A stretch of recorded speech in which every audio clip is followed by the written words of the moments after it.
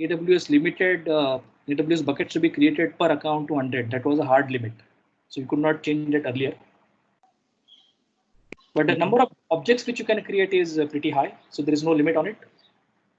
And the maximum size for a file is 5 terabyte. So let's say in my solution, I have a requirement that my database should be 24/7. So which database model or which how will you use RDS? What configuration will you use? With red replica across multiple AZ. Okay. Close enough. Why not multi-AZ? Yeah, read replica with multiple AZs. Okay.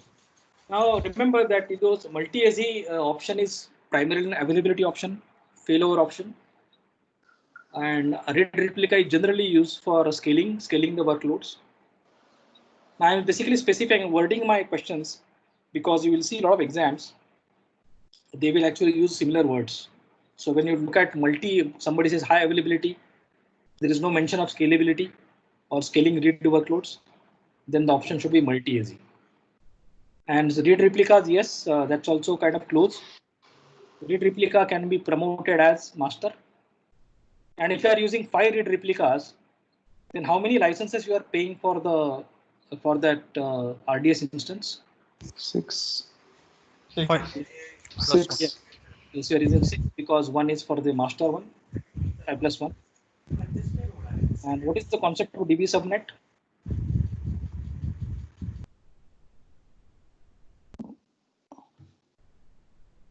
DB subnet. Yeah. So that is it the is logical this, grouping. That's correct. It's a logical grouping so as to provision or tell RDS that in case if you want to switch to multi-AZ, please use these 2 subnets, or for single AZ, it is going to use one of the subnets. Right. Now, what are the various steps to create VPC? So how do you start? What is the first step? so, In a dashboard, select VPC service and Okay. create a VPC. Okay. And assign a CIDR block. Okay. So if I assign a CIDR block, let's say 10.0.0/14, is it a valid CIDR block? no. No. Yes. No, it is It not. should be /14 above is 16 to Above 28. Okay. to 16 to 28. So even /29 is not valid. All right. Then what do you do? That's correct. VPC CIDR block, VPC's outer layer is created after that. You have to create a subnet. Okay. So So by default, each subnet is private. So based on internet gateway, we can update it in route table to make that subnet public. That's correct. So this is something everyone should by heart if they are not familiar with VPC.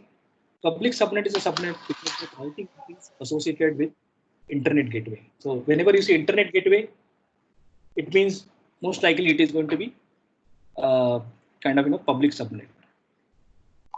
And what is the purpose of network ACL?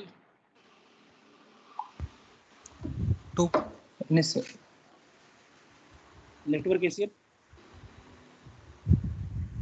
What is the purpose of network It acts ACL? a security layer for subnet. Yes. Right. And that's correct. So network ACL is a security layer for the subnet. How many network ACLs can be attached to a subnet? One. Only one. Yes, That's correct. one. How many internet gateways can be attached to VPC? One. One. That's correct. All right.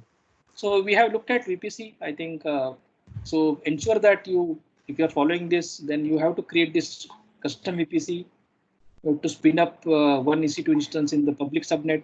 You have to spin up one EC2 instance private subnet, and you have set up RDS in our private subnet as well. All right. So this is basically an infrastructure which we have set up, and then we will try to leverage this as we proceed further.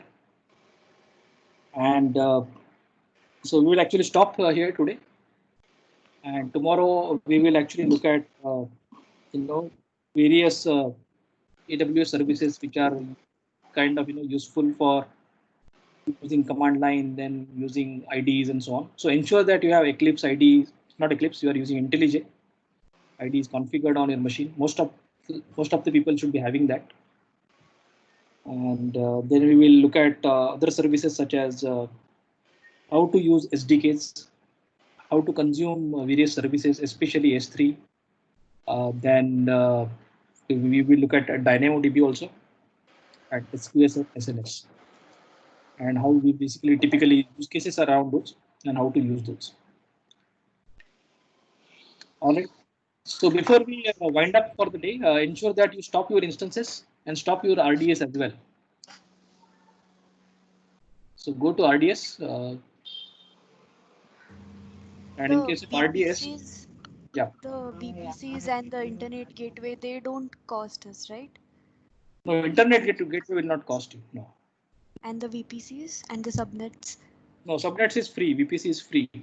So unless we have a instance running into it, right? That's correct. Yeah, that's correct. Okay. Ensure that RDS is kind of stopped. But in free tier, you don't have to worry much. And go to this billing dashboard and see what is the bill. In case there are surprises, just let me know. So I'm just going to stop my database. Actions, stop. And while stopping, it is going to ask you whether you want to create a snapshot. Well, I don't want to create a snapshot. That's fine because it is all for lab purpose. I said no.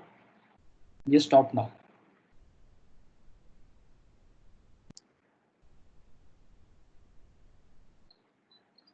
Stop it.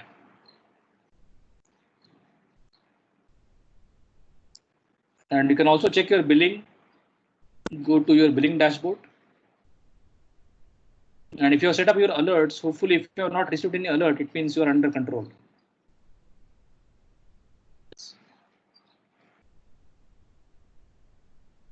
So currently it is showing me 6.49 something, which is forecast.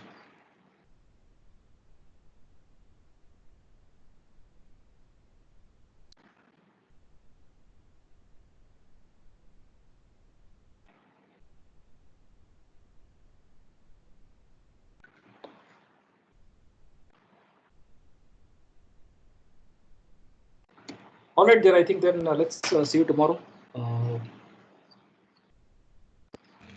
So this recording is time, and we will tomorrow. We will actually start at 1:45.